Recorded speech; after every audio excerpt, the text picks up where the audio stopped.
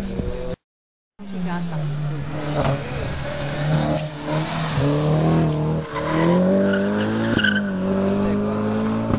Și de ce faci așa?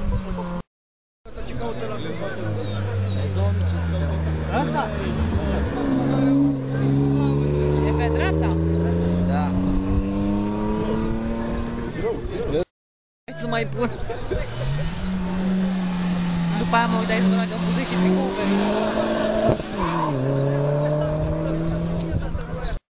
Andu. Dar e cam ciupelul, Andu.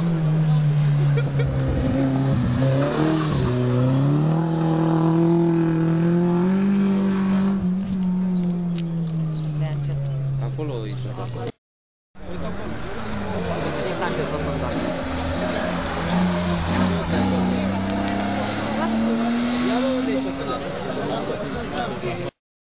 O întoarce aici.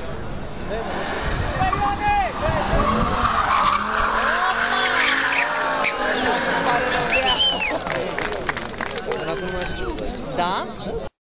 Taină și-a uitat că e curbă la stânga. Și-a luat-o cu frâna de mână și eu eram în spatele lui și țăranii n-au mai apucat, au sărit pe Deci în 11 ore a făcut 1200 de kilometri cu vamă, cu tot. Da, poți să ajungi, dar lași mașina.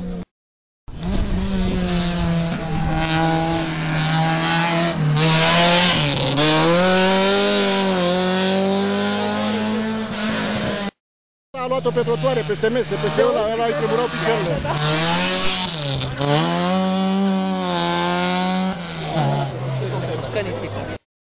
Să-mi rupă mașina, nu altă.